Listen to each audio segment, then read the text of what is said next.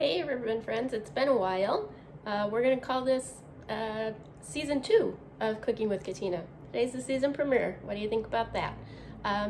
Today, in honor of National Chocolate Day, we're going to make some gluten-free brownies. So, going to put this down carefully and get started. This is actually a Martha Stewart recipe that I've been making for quite a number of years. We're going to start with a 1/3 cup of cornstarch in our bowl. And the cornstarch is what we're using instead of flour to make these gluten-free. And this is a 1/4 cup of unsweetened cocoa.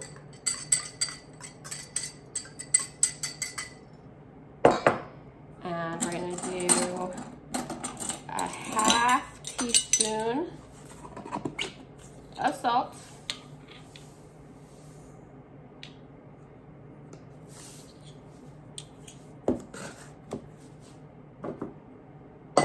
And a 1/2 teaspoon of cinnamon. Cinnamon I think is really nice in brownies. I always put it in even if I'm just using a box mix, which I don't do very often, but sometimes you just need a box mix. So we're gonna whisk this together. And cornstarch, again, unsweetened cocoa powder, salt, and cinnamon in this bowl. Just whisk it together to combine. We're going to set that aside for a minute. And what we have here is 1 bag or 12 ounces of semi-sweet chocolate chips and 6 tablespoons of unsalted butter. Unsalted is kind of the key there. You always want to bake with unsalted butter unless the recipe specifies salted butter, but that doesn't happen very often. We're going to melt the butter and the chocolate together in the microwave, so I'm going to step off camera and get these in the microwave.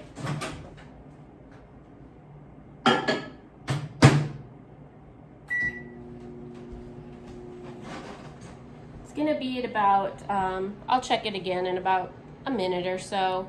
You just want to keep melting it together to make sure that it's melting smoothly, and it doesn't take long at all. So I'll check that again in a minute. And in the meantime, we have here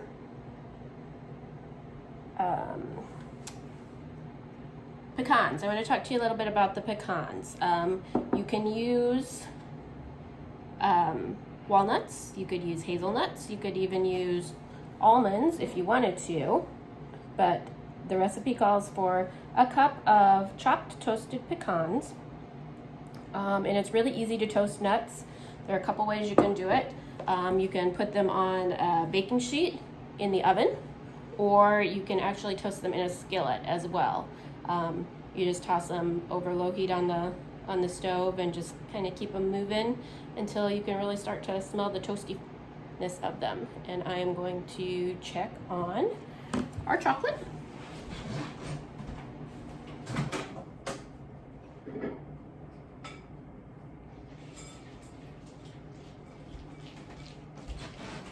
This is what it starts to look like. So I'm gonna put that back in, let it melt together some more.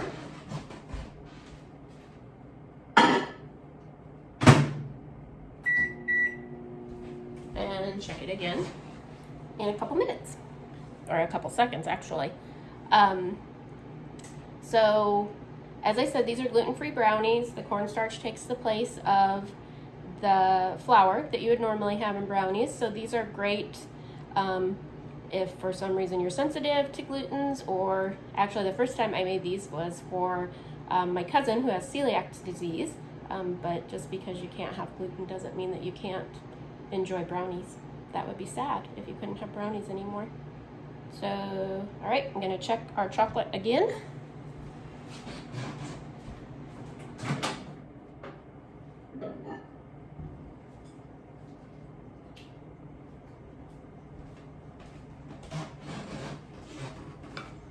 Okay, see, that's what we got there. I'm gonna give it just another couple seconds to finish melting.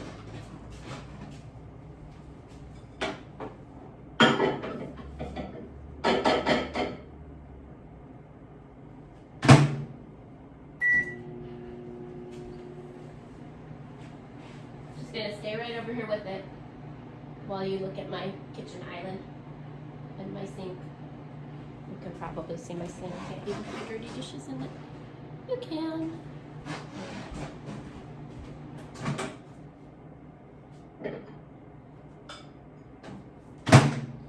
All right, this is good now. So this is what we're looking at here. I'm just gonna finish stirring this up to make it nice and smooth.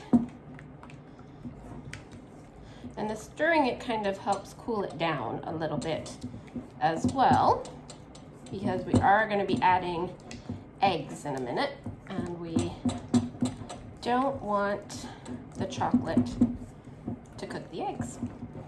Chocolate scrambled eggs would not be good. So we're going to add 3/4 cup of sugar, just plain old white granulated sugar, and a teaspoon of vanilla extract. This is vanilla extract, not imitation vanilla flavoring. Blech. You don't want that. I'm gonna give this a good stir. Move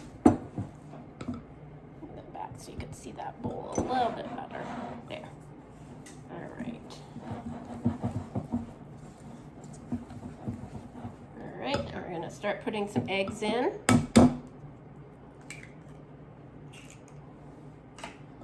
You're going to add the eggs one at a time just to make sure you're getting them mixed in well.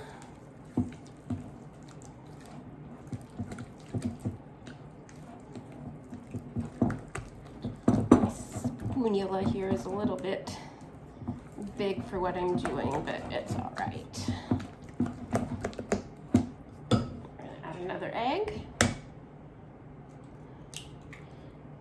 Careful not to get any shells in there.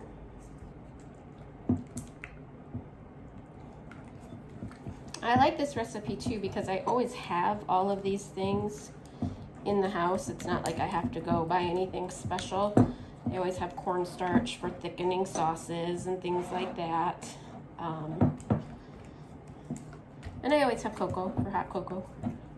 I like to make it from scratch rather than from a powdered mix. Okay, so there's that last egg in there, and those are just large eggs. I generally try to do my baking with large eggs.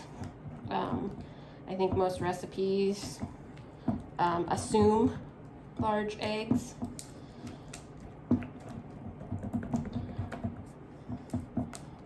As there can be, depending on where you get your eggs, there can be quite a difference between a large egg and an extra large egg and a medium egg in terms of what you need for baking. So now we're going to add the cocoa and cornstarch and cinnamon and salt right in there. And it doesn't look like a lot, and it's not, but it will all come together the way we want it to. So you're just gonna start stirring this together, kind of folding in from the sides, trying not to get it all over your work surface, which I'm doing a little bit, but it's all right. That gets easier once it starts to incorporate a little bit. You don't want to overmix it. You never want to overmix baked goods, but that's kind of where we're at right now. I'm going to go ahead and put in the pecans. And again, like I said, you could use walnuts, you could use hazelnuts, you could use no nuts if nuts aren't your thing.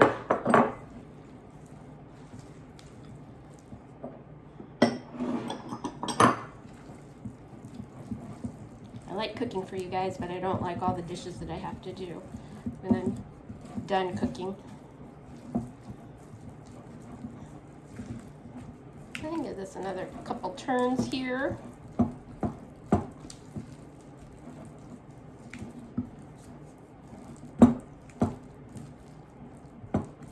Alright, that looks good.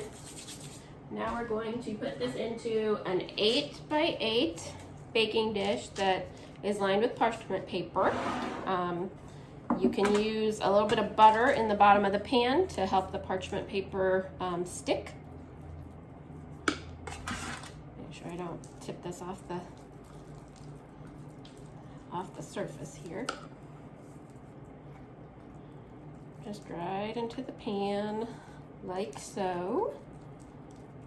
It already smells really, really good.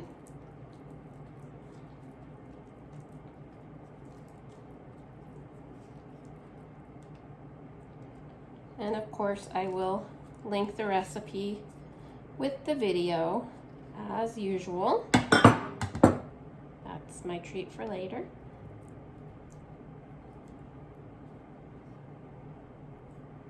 Okay, I just want to spread this out. You can kind of turn the pan, move the pan around a little bit. Just want to get it spread out evenly in your baking pan.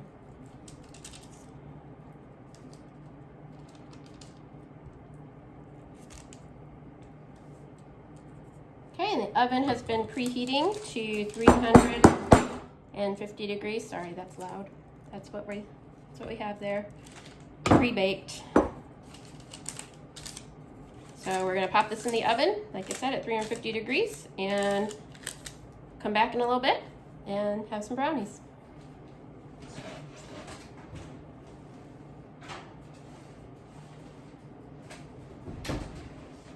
All right, be back in a bit. Hey, we're back. After 35 minutes in the oven, we have brownies. Woo! And the parchment paper makes it easier to lift them out. These have been cooling for about 20 minutes or so. Probably should let them cool a little bit longer, but I want to cut into them for you. So I'll move this out of the way. Move this over a little bit so you can see these guys.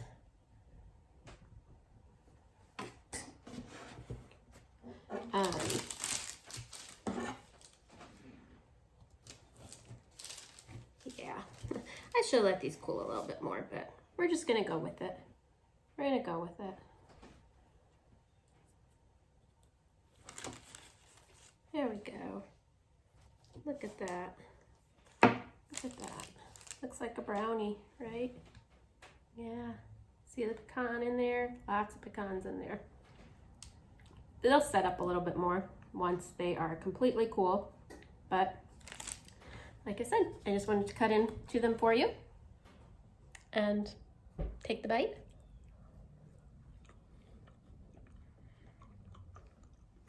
Ooh, hot.